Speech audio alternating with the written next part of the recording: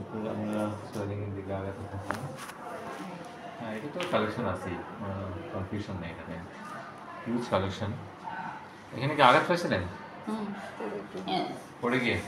আচ্ছা, ভিতরের এগুলো কি ফিব্রিন নাকি মাসেলের ফাইবারগুলো না, আছে? মাসেলের ফাইবার না, আমরা এই ধরনের ইয়া পাই হচ্ছে হেমাটোমাতে আপনি পেতে পারেন, তবে আরেকটা হেমাটোমা ব্লাড হলে একটু গ্র্যানুলার প্যাটার্ন থাকে, এই যে ছোটো ছোটো স্যান্ডি টাইপের। হ্যাঁ, তো এটা আমার কাছে মনে হচ্ছে ফ্লুইড টাইপের, এটা ঠিক ব্লাডের মতো অ্যাপিয়ারেন্স দিচ্ছে।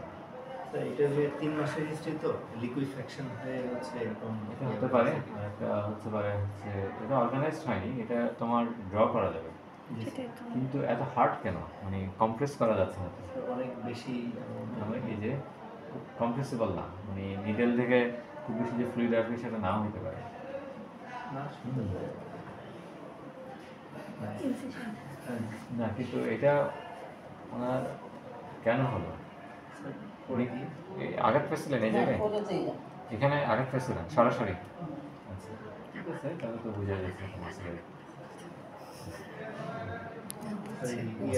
ক্রস সেকশন ট্রান্সফার্স করলে আরো চান্সিং কিন্তু যতটুকু সিস্টিক ফিলিংস থাকার কথা সেটা আসছে না, এটা কম্প্রেসেবল না, সিস্টিক না। তো এটা ফ্লুইড অ্যাসপিরেশন শুরুতে যখন ইয়া ছিল তখন হয়তো হিউজ ফ্লুইড আসতো। তো কতদিন আগের কথা এটা?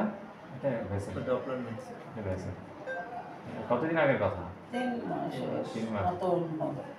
আচ্ছা, এটা অর্গানাইজড কিছু একটা। হ্যাঁ, তোমার ফ্লুইড বেশি পাবা না, তারপরে দেখো পাও কিনা।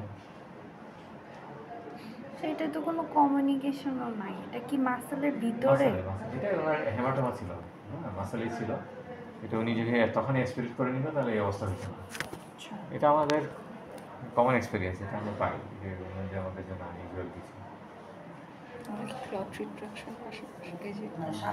এইগুলো কি স্যার ভিতরে সাদা সাদা? এটা ব্লাইন্ডলি করে ফেলা যেত, মানে এটা আন্ডারস্ট্যান্ড করা লাগতো না, যখনই যে কোনো জায়গায় হেমাটোমা হয় স্প্রেড করে দিত।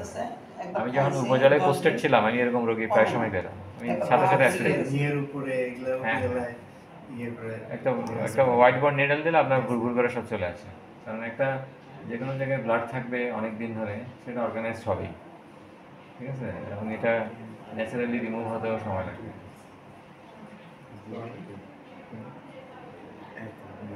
আমি গত সপ্তাহে একটা পেশেন্ট আমার চেম্বার থেকে নিয়ে আসছি, জাস্ট ওনার হচ্ছে লাঠির বাড়ি খেয়ে এখানে এবং এই দুটো জায়গায় ফাইব্রোসিস হয়েছিল, একেবারে সলিড ফাইব্রোসিস ক্যালয়েডের মতো। আমি দুটো জায়গাতে ইয়া দিচ্ছি, স্টেরয়েড দিয়ে দিচ্ছি, তাই এটা আর এক্সপেক্ট করার মতো অবস্থা নেই। ওনার ক্ষেত্রেও যদি প্রয়োজন হয় ওটাই করতে হবে, কিন্তু এত বিশাল জায়গায় স্টেরয়েড দিয়ে লাভ নেই। এখানে স্ট্রাকচার হয়েছে